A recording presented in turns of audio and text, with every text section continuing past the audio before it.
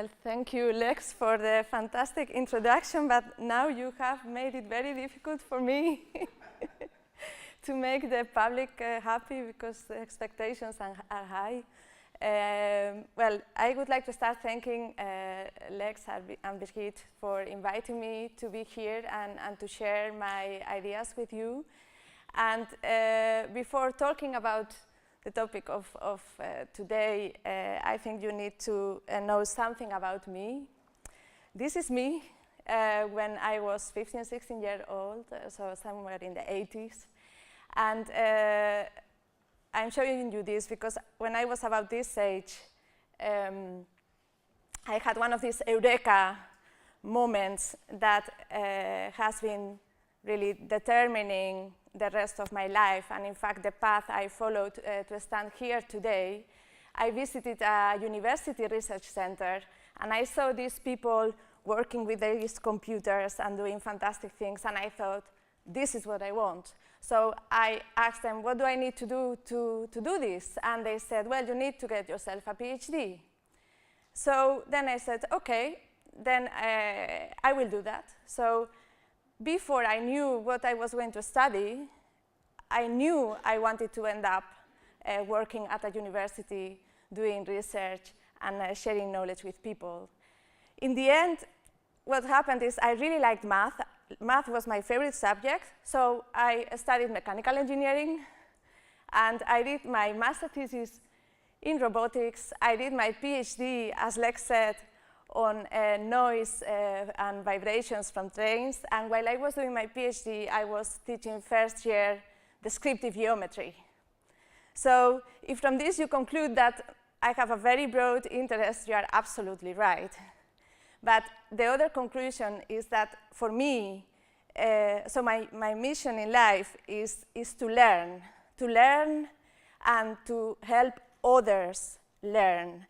The subject is not that important to me, and I shouldn't say this because officially I am a researcher in acoustics and vibration, but it could be anything else. So then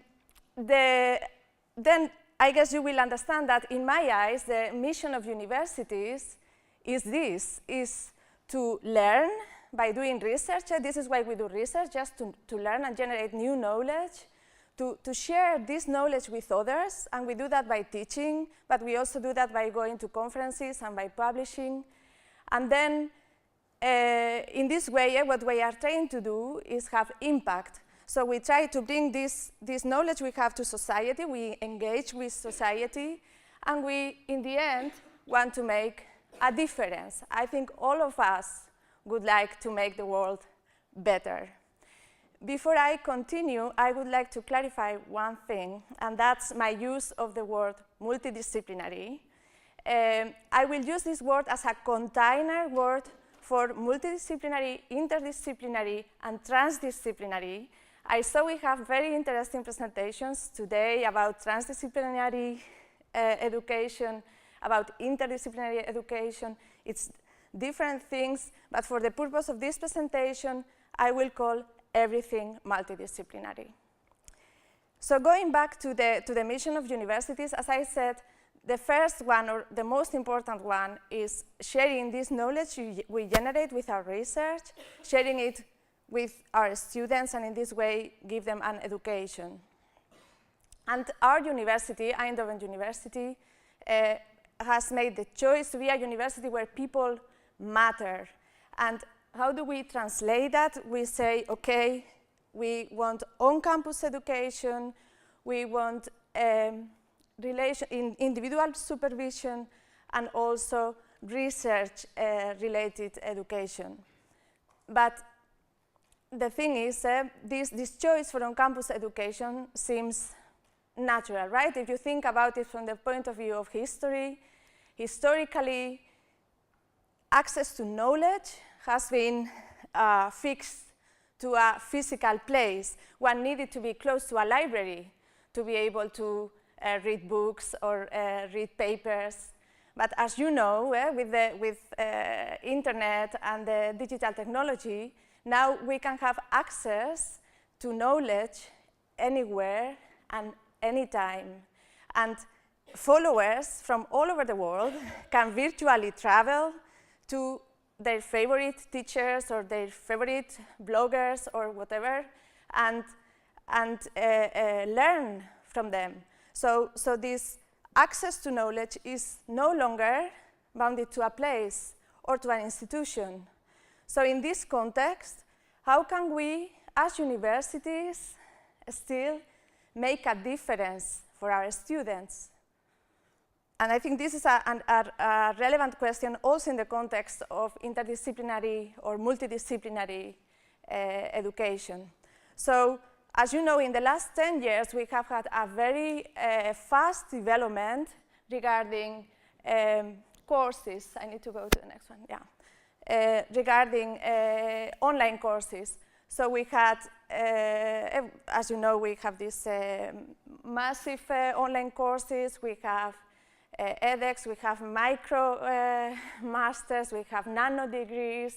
So there is a lot you can find out there. And all this kind of digital education, what they have in common is that students don't need to be physically on campus to follow this education. So they can do it fully online. The obvious benefit of this is that it gives people all over the world access to affordable and high quality education. So it is a good thing.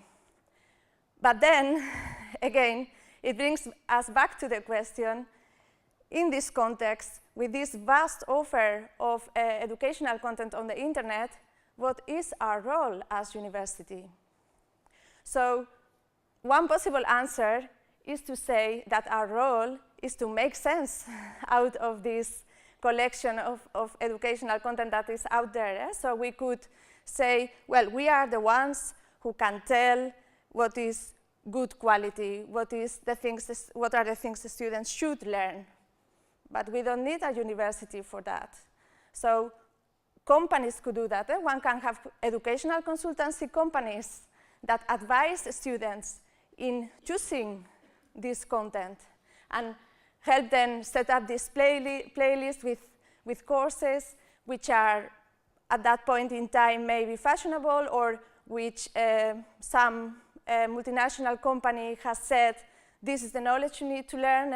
So if we continue, if we take this line of thinking to the extreme, we could end up in a situation where large companies decide what is knowledge that is worth learning. And I guess we don't want to end up there, and I don't think we will end up there.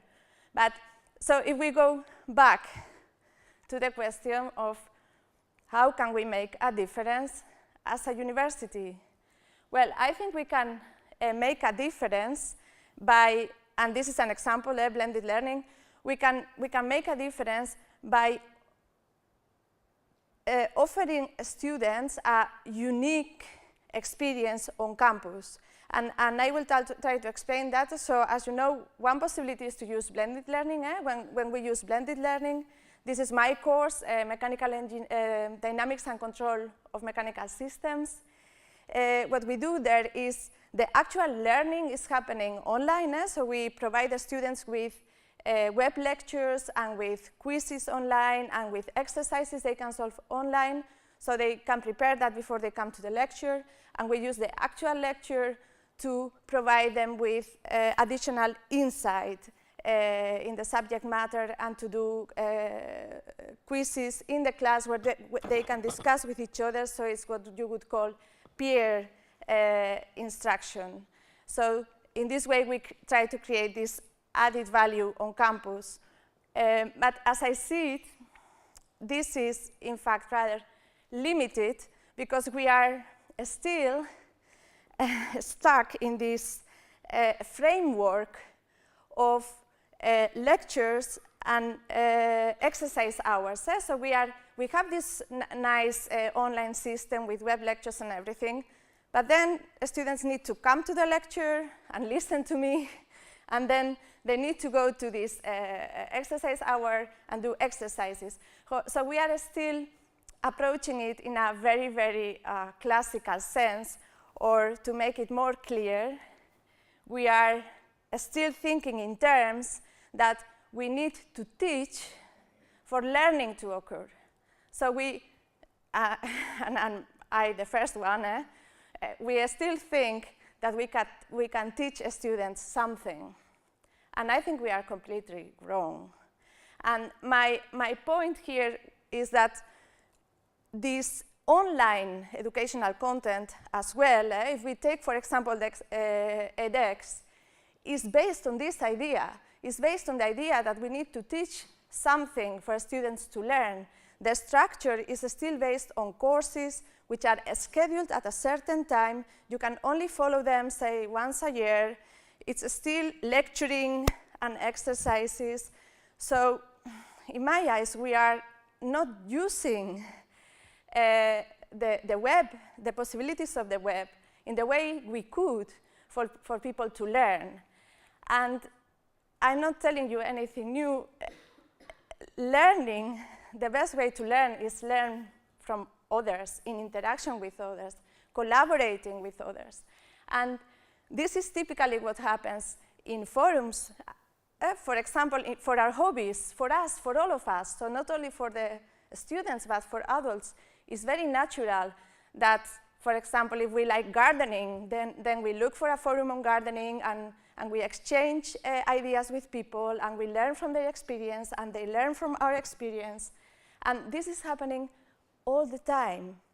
Take another example, gaming. Today I saw there is a presentation about applying game to education. So I know this is happening, but gaming is another very clear example of a situation where people learn because they have a common interest. So they are working together to achieve a goal, and they are collaborating to collect the pieces of the puzzle, let's say, and put them together. So this learning, in my eyes, is the kind of learning we should try to achieve in academic education. But the thing is, how do we do that? Because what we need in the end to learn is boundaries in one way. So there needs to be a context. We need a context and some setting where people learn. So take gaming. There is a game with a certain world, with certain rules that help us decide what to do, let's say. And we need resources. And of course, in principle, on the internet, the resources are unlimited. And once we have that, and we have the question that really triggers us, then if we have a question and we use our imagination, then we can play. And in the end, in this process of thinking, trying, and playing, we learn. So, yeah, I know this sounds very abstract, but let me give you an example. So what we do when we give the students a course we have prepared, we have decided this is the course, this is the content, here it starts, here it ends. We are giving them a house. They need to learn this is like this. But why do we do that? I mean, we could also just give them these modules, these Lego blocks, and some boundary conditions. Give me a carrier that will take me from A to B, whatever, with minimal energy, I don't know. I'm talking from the engineering, mechanical engineering perspective, of course. And then just let them do something. And in this process, and I know this sounds a lot like design-based learning. This is the essence of design-based learning. But what I'm proposing here is to say that, so these blocks you see on the screen is this online content. So why don't we organize our online content in small modules? So small modules around concepts. We build a huge library.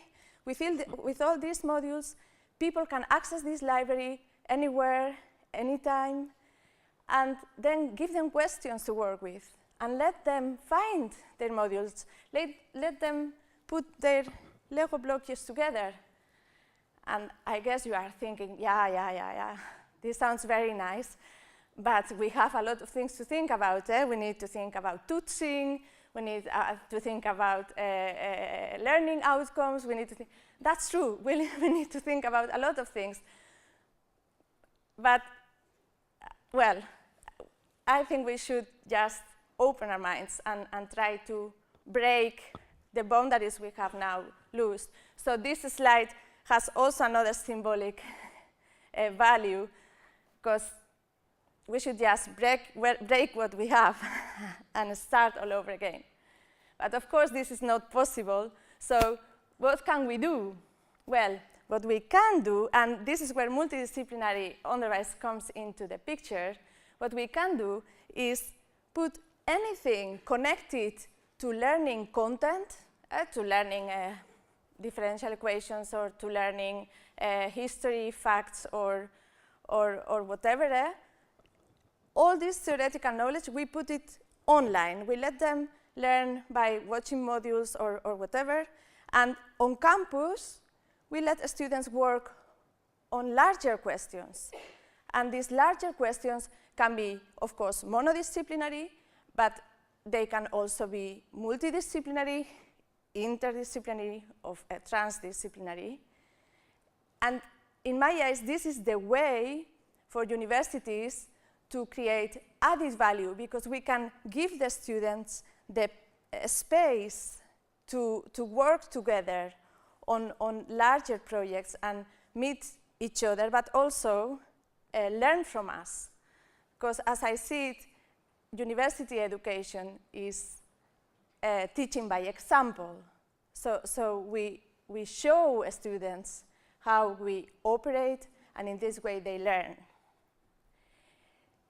I have talked a lot, so I believe, I don't know if let's see where we are. Yeah, exactly. So I have told you how I think, and now I would like to know your opinion. So I have a statement for you, and depending on your opinion, I would like you to either stand up or stay seated. That's it, it's easy. So you will see, I need a microphone. It's there, yeah, thanks. So, and it's connected to what I have been saying. So this is the statement. In 2030, so 12 years from now, there will be no classical lectures anymore at universities, like I'm doing now, by the way. It will only be a small interaction, peer-to-peer, or 1-on-3, 1-on-5, small groups. Education will be organized like that. So if you agree, you stand. If you disagree, you stay seated.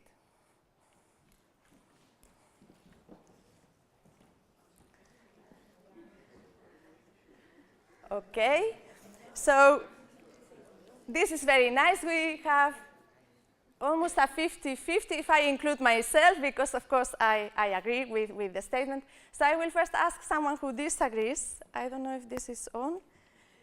Would you like to share your opinion on why you disagree? Okay, well, I would love to see that situation, but I think we opt for revolution, but what we get is evolution. So it will take us some more extra years. Okay, so you think we will get there eventually, but it will take longer? Yeah, and I still think that also in new modes there will be some space for instruction, because that is more efficient in some occasions. Okay. Thank you. And you agree? Why do you agree? I think you can already see this happening with taped lectures where students watch classes at home. And I think that's only going to become more. So these classical interactions where a teacher sends and students receive, I think that can easily move online. And I think peer-to-peer, other sort of more dynamic class settings will stay in person. But yeah, I think those things will move online, definitely. Okay, and you think 12 years is a reasonable period of time? I think it will be that fast, yes. And you disagree Why do you disagree? Yes, I think it's too soon. Okay, so it's a matter of the timeline. Yes, because I think we still need to develop MOOCs in a more professional way, so that student learning can take place in a different way. And also student numbers are growing, so we need to organize the university in a different way, and that will take time. Yes, that will take time. So time is the issue. Albert, for you as well? Yeah, it's for me, it would have said 2050, then I think the chance would be bigger. But even still, I think that there will always be lectures. Let's say students would like to come to the campus to sit together, to meet each other, and not just on a small scale every now and then, and work only on projects, for instance. Okay, and you agree? Would you like to share your opinion? I have chosen for the idyllic. Yes. Yeah, I think it's a big discussion already in the university. What do we have to do with a lot of students and with our education? But I think maybe 2030 is too early. But I think we have to head also to more to the peer-to-peer and the teacher-student interaction. Actually, that's all what we already doing. I don't give lectures anymore. I'm working with peer-to-peer, and it's really you can go more into depth, and but I'm working on the edge of science and society, so maybe that's also maybe it differs per field also. I don't know. Yeah, it could be that it differs per field, but also the size of the groups possibly. But is there anyone of the disagreeers that thinks that we need to lecture? I'm curious if, I mean, I'm happy to hear this opinion. Well, I really think that even with evolution, there will still be a place for larger group lectures. Indeed, people like to be together in a room and be motivated, so there may be less professors doing these kind of lectures. But I think the kind of provocation, for instance, that comes from a lecture standard, and then people in a hall replying to it, having a small discussion. So there may be a change in the lecturer group interaction, but I still think that beyond 2050, I'll bet a good bottle of whiskey on it, there will be lectures. Can we notice? Would you like to comment, Alex? Yes, I also believe, like Jan, that probably we want this, but you need an evolution to come there. But if I see, for instance, that in a typical collation, we have to define collation as something which is in a hall like this, not with 50 students, where you can communicate with each other. You see that typically at the first lecture, between 80 and 100% of the students show up. Maybe I can learn something which is going to be asked on the exam. Then after 4 of these lectures, you remaining is 40%. So students find, and they are not all failing for the exam. So students themselves, they find other ways of studying. So probably we can do a lot better. And I know that always people mention that I had a professor who was so inspiring, I was there every week. Yes, but these are not this is not the average, this is the exception on the collations. So that's what I think. Yeah, thank you. Anyone else that would like to share their view with the room? Yes.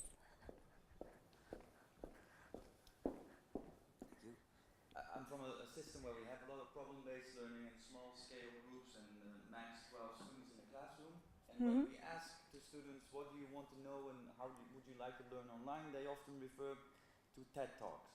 And then the interesting thing is that TED Talk is nothing else but someone inspiring people in a room full of people. So maybe, indeed, the content of lectures will change, and I think also what I've seen with my students is their attention span is not 2 hours, it's more like 2 minutes. So you have to make it more interesting, and maybe you have to chunk it up, as you said, so the conditions of what you're talking about should be smaller and chunked. And I do think that there are too many old white male professors still around who won't be extinct by 2030.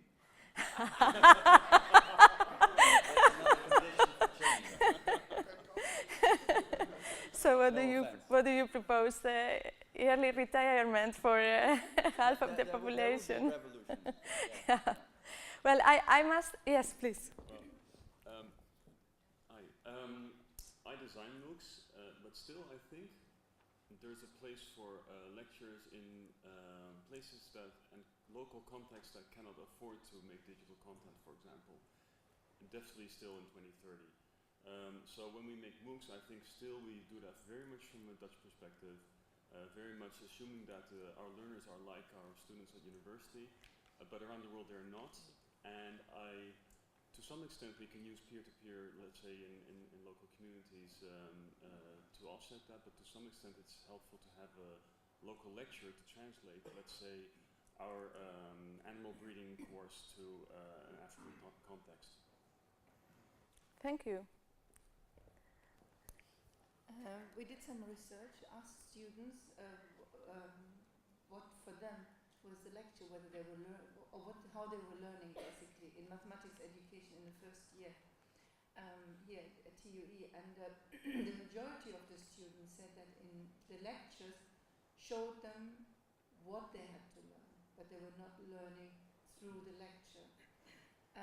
Also, and lecturers in particular said that in lectures they show them, they enculturate them into the ways of thinking of the discipline.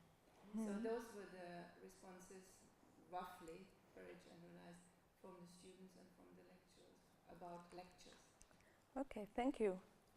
So if you would allow me to summarize what has been said, in essence, we all think that small-scale interaction with the students and a peer-to-peer interaction will increase. So we are going in this direction, and some of us are already fully working in this context. We also see that 12 years is a short period of time, and I think the older we are, the more we realize this is a very short period of time. I agree with that. I don't think we will get there in 2030. There was a comment on the fact that lectures are important, that it is a moment where students see the lecturer and can be inspired by the lecturer.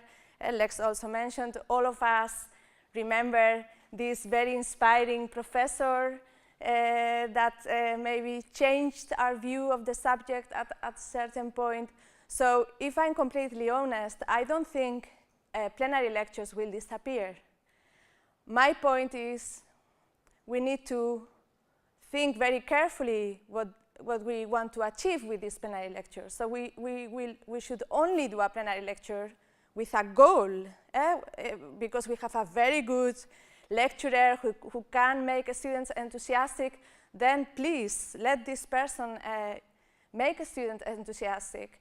But otherwise, there are other much more effective ways to involve students. Then there was a comment on the TEDx and also about the design of MOOCs and the fact that it's difficult to design for other cultures or somewhere else in the world. I didn't mention, but for me, a very important aspect of this is that I think we should team up. So in this development of digital content, it is very costly to develop these MOOCs and develop these courses. So we should do that together.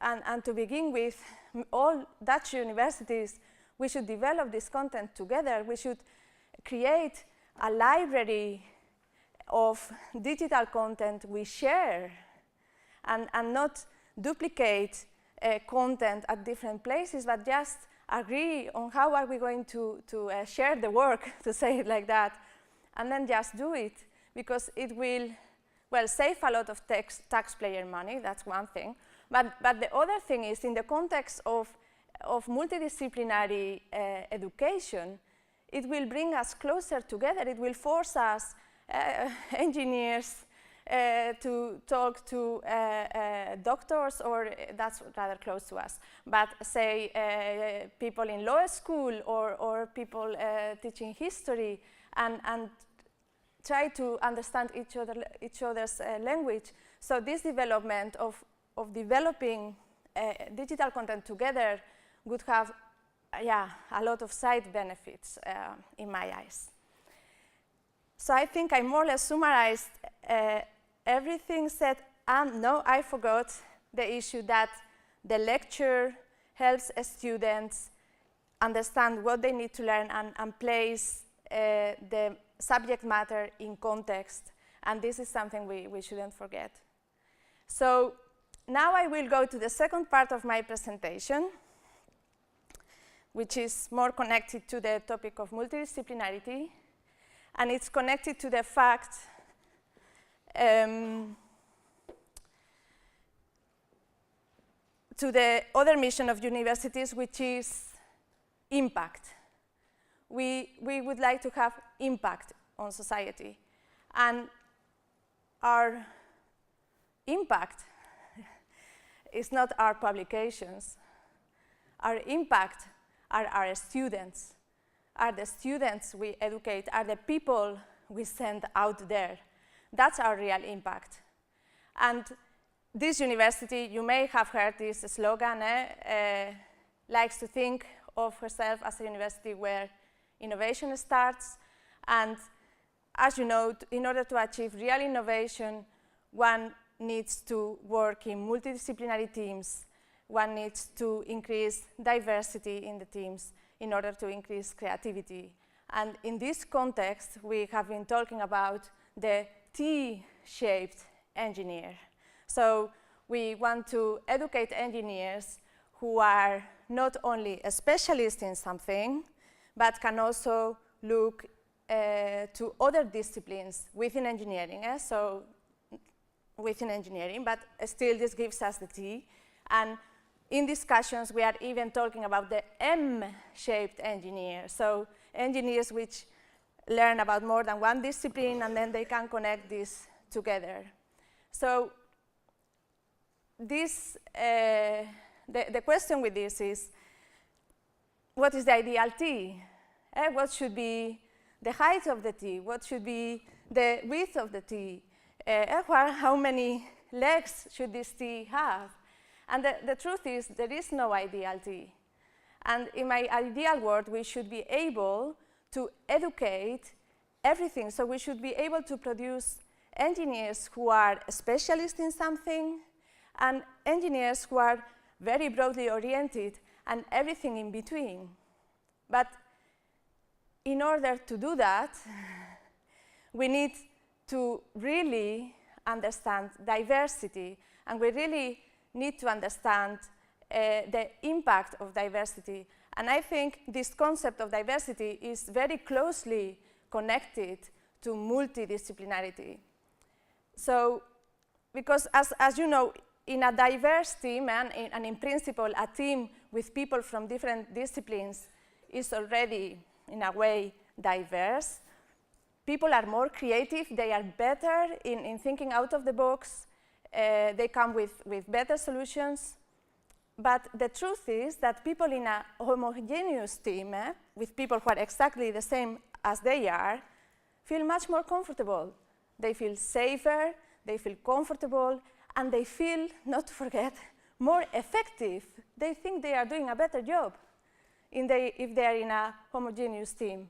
Because the truth is that diversity hurts. Diversity is a choice.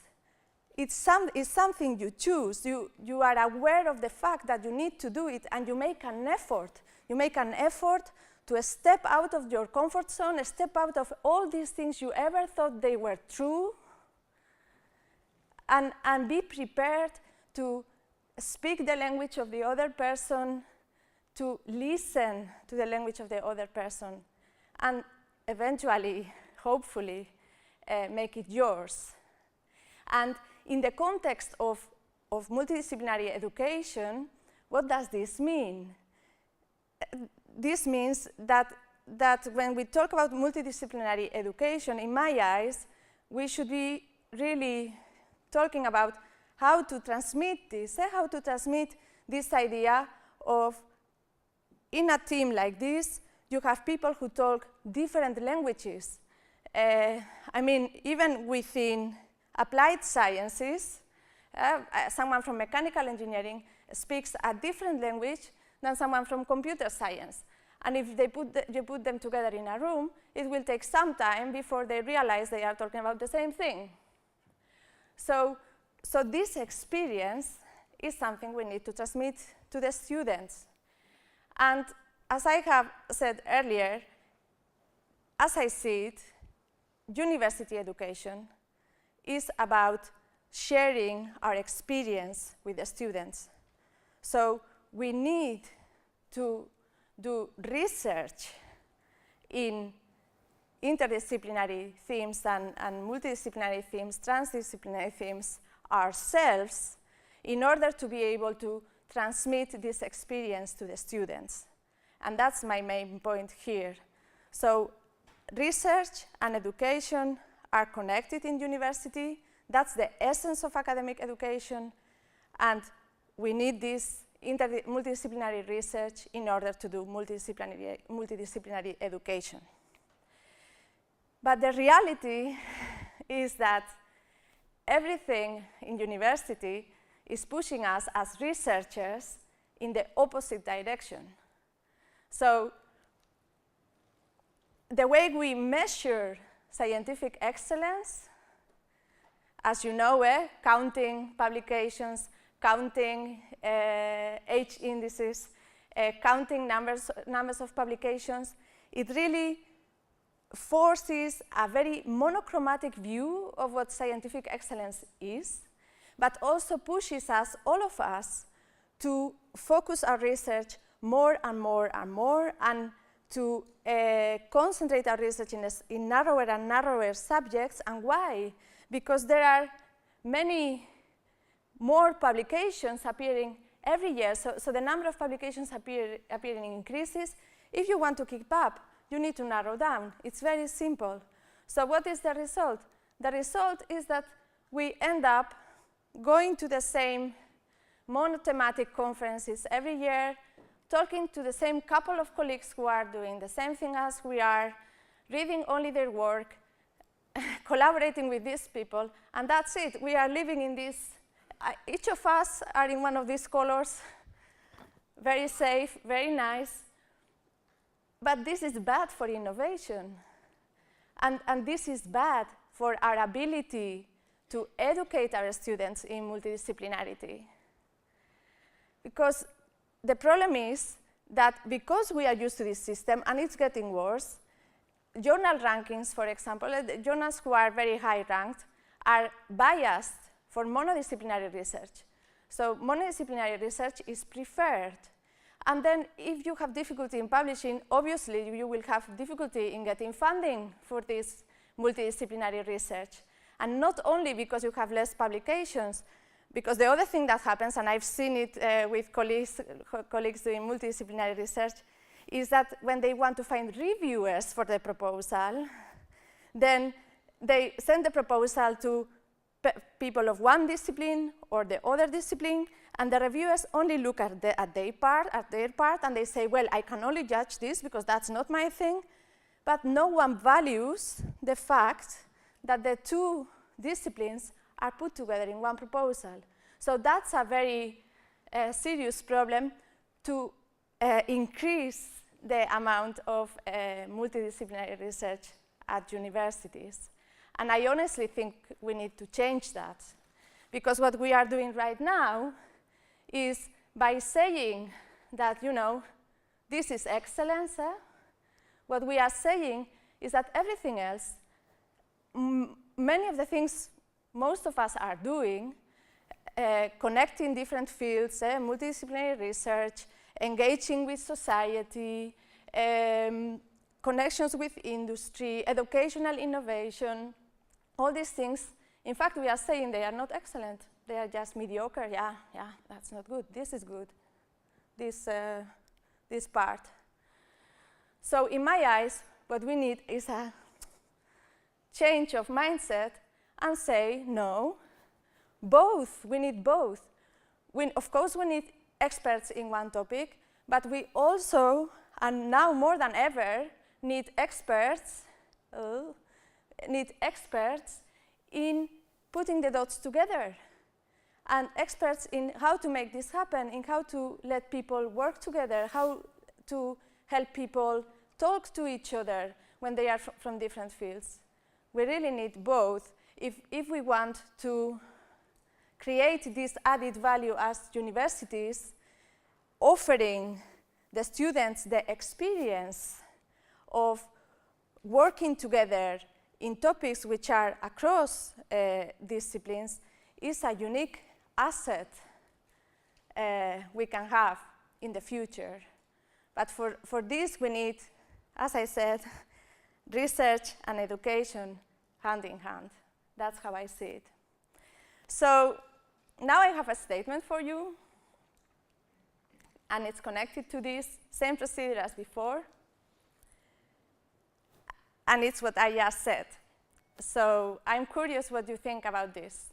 So my statement is, multidisciplinary research is a necessary condition for universities to provide academic multidisciplinary education.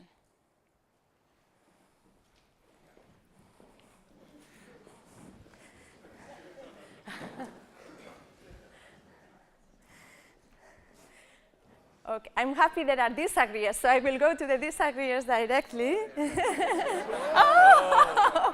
Oh, but I would like to hear some critical note on this, because there's a lot to say against it. Does someone want to say something against it? Are you prepared to share your opinion? I just think that one doesn't need the other necessarily. That's my opinion, that you can also evolve without the research. You're looking at university college, so that makes a difference, I think. Hmm? So I think the academic world, I understand that in an academic world you will more need the research field integrated also for the multidisciplinary education. But we can educate multidisciplinary and work with smaller teams without having necessarily the multidisciplinary research. Okay. Because it's more the practice.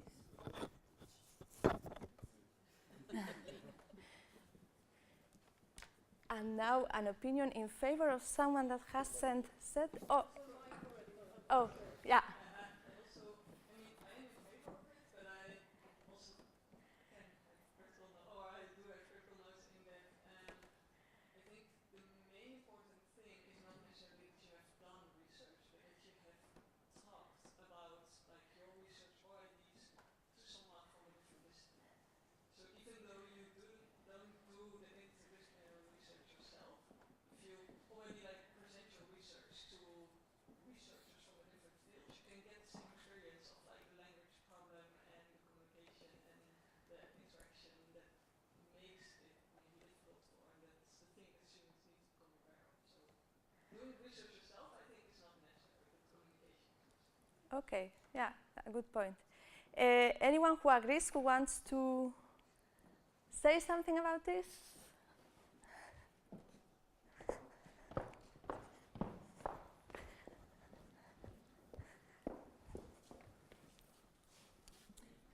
I think we should also get aware that for teachers the situation is the same.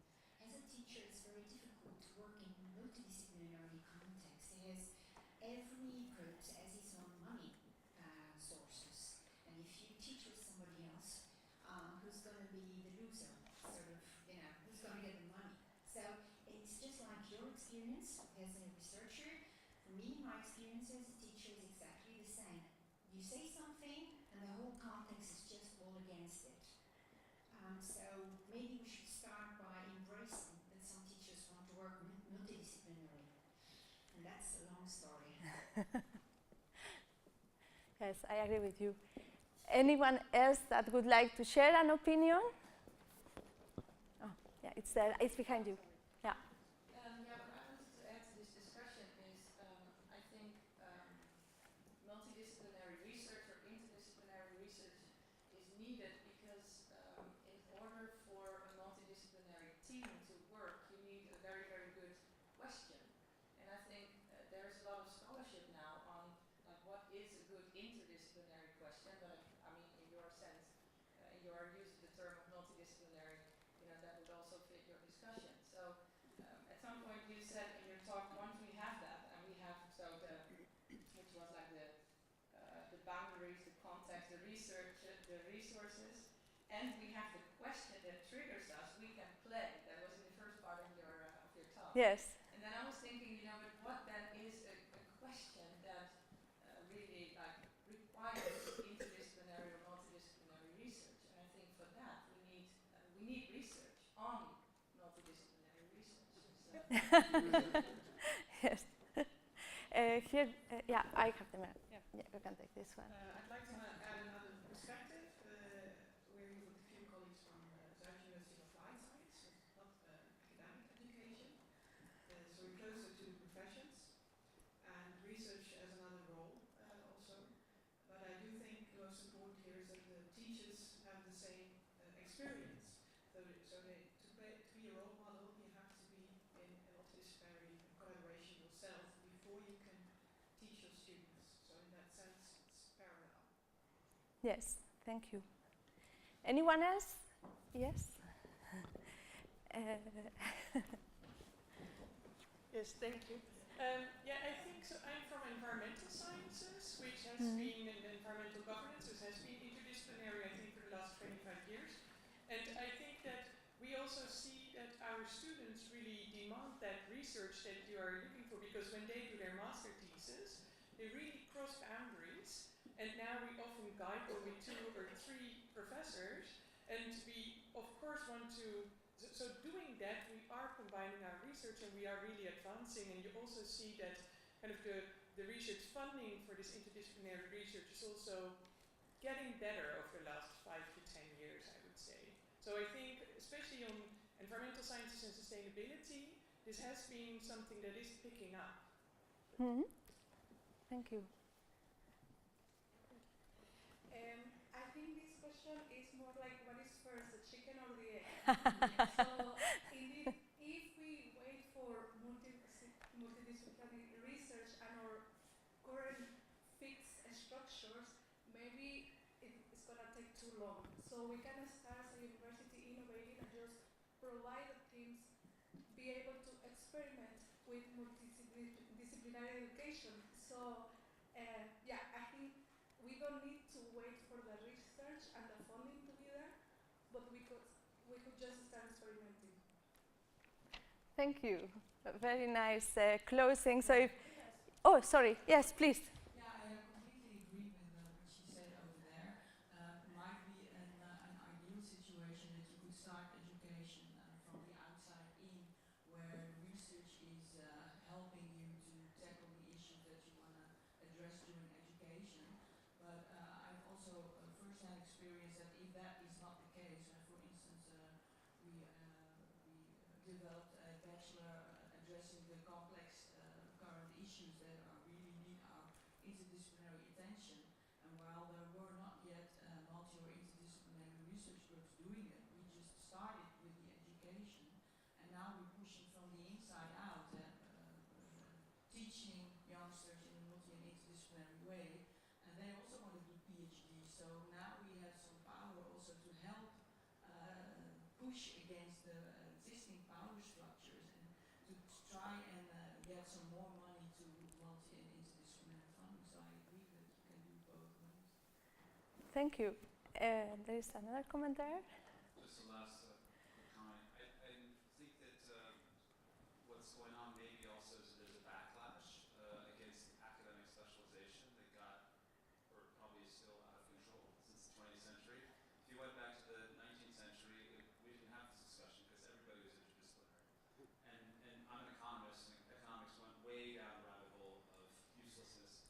And so the problem is that there's a huge academic momentum towards looking at your own feet and publishing it in your own journals, and the real world kept going on. And now we're saying, oh, we're irrelevant, and students don't like what we're doing, and so we're trying to get back to where we were, but there's this massive momentum against being where we were 100 years ago. Any other comments? Okay, then I will try to summarize what was said.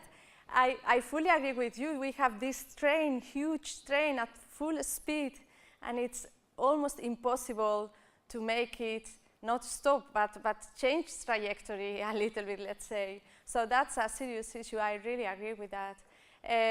So we heard many ideas, and I must say I agree with everything. I could also disagree with everything, but so some points of disagreement were that it is already happening. So there is already multidisciplinary education without research. This is connected to the keep an eye, chicken and egg story. So of course we shouldn't wait until we have a broad range of multidisciplinary research in order to do multidisciplinary education. I fully agree with you there.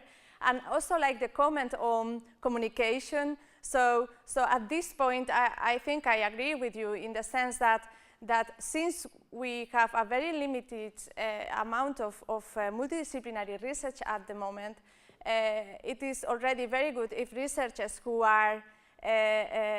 can communicate with researchers from other fields take care of teaching students in multidisciplinary courses. I really see the benefit of that. I really like the comment on the questions. So what are the questions we need to work on? And that is where I really think in the longer run we need research, as you said, because in the end we won't be able to provide the students with relevant questions to work with. I have the feeling I'm forgetting something. You commented on that you are already doing this multidisciplinary research and multidisciplinary education. There was a comment on funding regarding that teachers who are trying to do multidisciplinary teaching face the problem of that you need to work across groups, and finances are organized in groups. So I really see the problem there. So, but in the end, my conclusion of what was said here is that we all see this added value of the interaction between research, so doing this multidisciplinary research and multidisciplinary education, but also that in a way there are different things, because to do this multidisciplinary education, and you know this much better than I do, we also need to develop the educational tools and educational knowledge that will make this possible, and this is of course research in itself. Where are we on time? I had another statement, but I will skip it to go to my conclusions and give you some opportunity to ask questions or make general comments. So to summarize, my message is that we need to work together. We need to work together if we really want to keep universities, to give universities relevance in society for the long run. And to give universities relevance, we need to keep generating knowledge. We need to keep generating knowledge. And then we need to think about what are we going to do on campus? What is it that makes our campus unique to the students? Why should they come to us? Why should they come to the university? And then, as I said, organize the online activities in a way that students can choose stuff like the TEDx, the TED Talks that were mentioned. So they are really looking in the web like that. They are just collecting their content. So we should jump into this and provide content in a very free and flexible way. And to be able to do that, as I said, we need to team up. And the second, yes. With students, so not necessarily your own work, but how do you work with it with students? With students, there I must say I have not worked in courses which are interdisciplinary. So I have had, well, it depends on how you define interdisciplinary. I have had a DBL course where students needed to design a robot that could take something from A to B, and then they also needed to optimize the vibration levels and sound levels. So from the point of view of mechanical engineering, we would call that interdisciplinary, because they needed to apply control theory, but they also needed to apply knowledge in acoustics and combine this to find the result. So this is my experience, but I would hardly call that. You could call it multidisciplinary maybe, because they needed to combine different disciplines. But I haven't had the experience yet to work in a broader educational project. I've worked in projects, large projects with many disciplines, but not in education now. Yes? Well, I had a question. You boxed transdisciplinarity under multidisciplinarity, but with regard both to research and teaching, don't you think that the role of the university in embracing the collaboration with non- or extra-academic players, governments, clients, citizens, etc., is increasingly important, and that we also should provide our students learning experiences how to do that, so that to some extent, return to the comment by the MOOC maker next to me here, who also mentioned that even with MOOCs, you still need people who are able to contextualize or show their relevance for particular scientific insights in a particular context, for particular groups, etc. So don't we need to also provide our students with these learning experiences? I think we do. Yes, I think we do. But do we have the experience ourselves?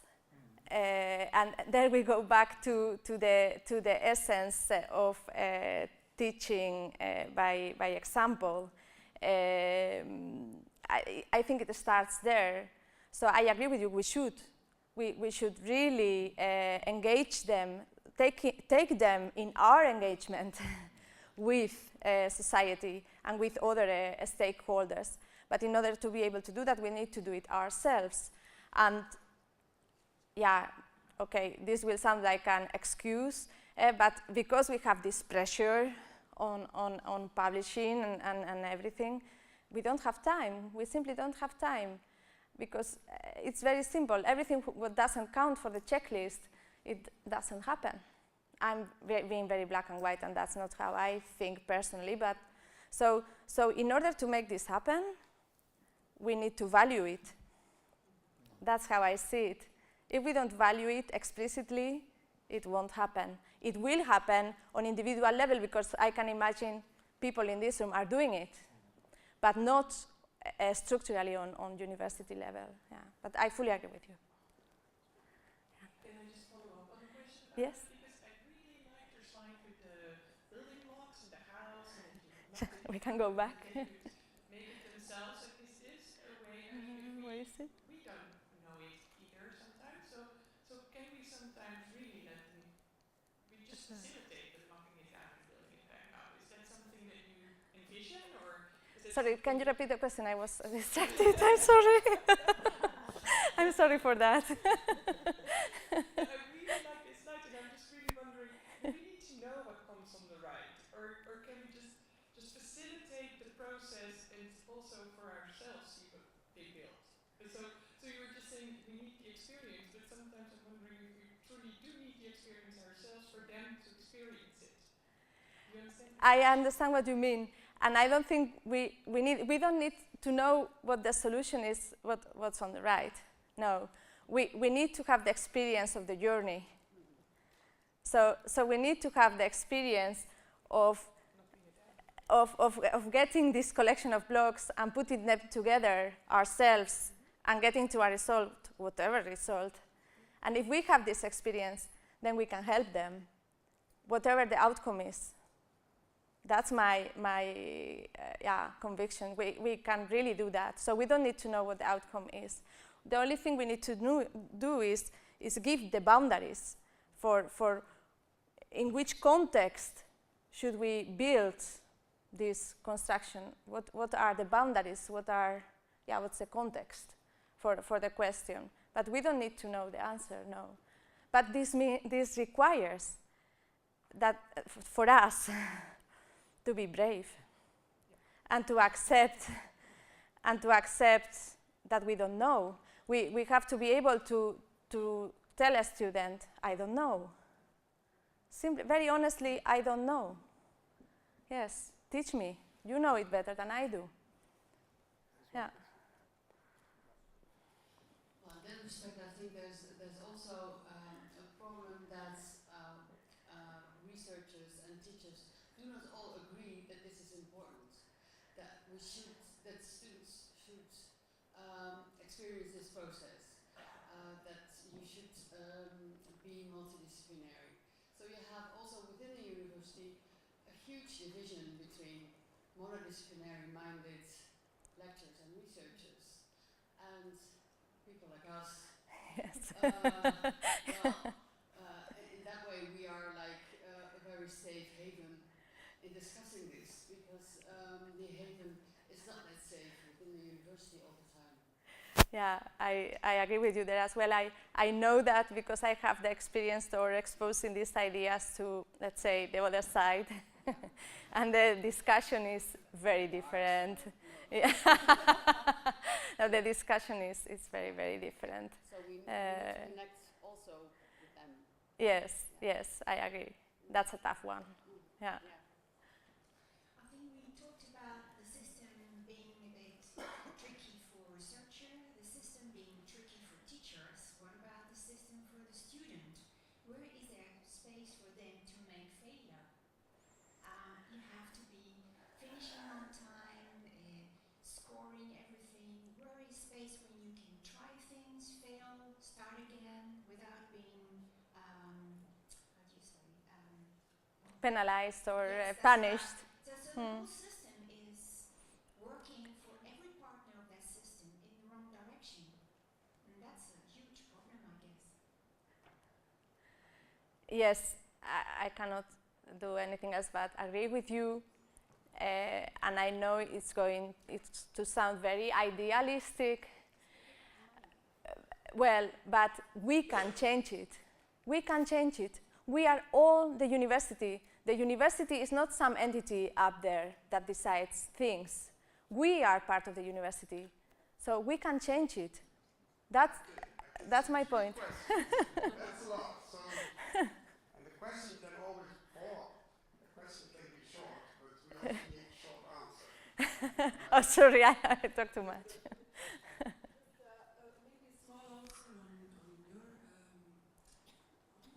issue is that you need to put equal focus not only on the product but also on the process.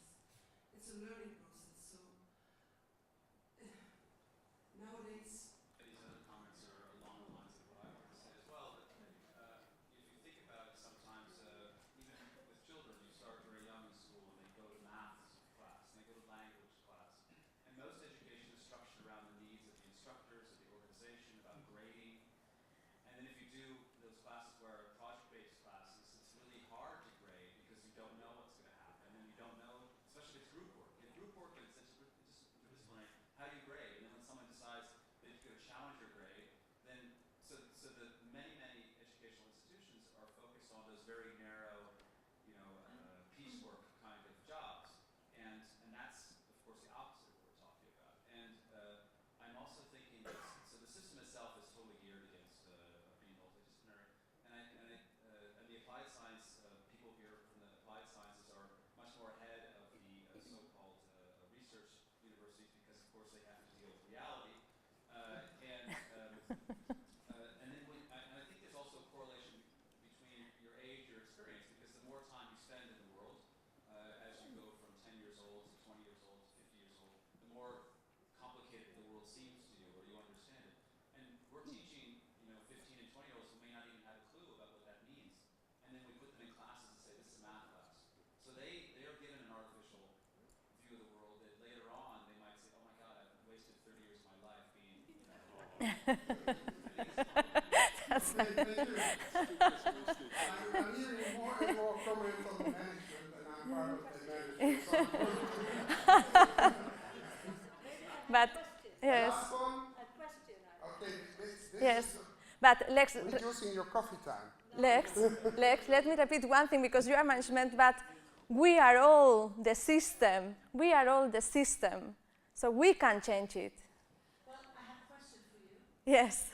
Because I want to know how you think about collaboration with other universities in the center, like the research university, academic universities, for the University of Applied Science, and all even the lower education schools. So I think maybe I agree with the former speaker, because they are working with professionals, they are practice places where you can put your students to really learn things. And how do you think about collaboration with these institutes? Well, very short, yes, I think in this context there is a lot to gain. So for multidisciplinary education, it is an asset if we would collaborate to put students from academic institutions and applied sciences in projects together, because in real life, later on, they will do that as well. And they will learn from each other.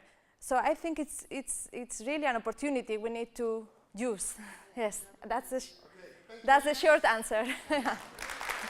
Thank you.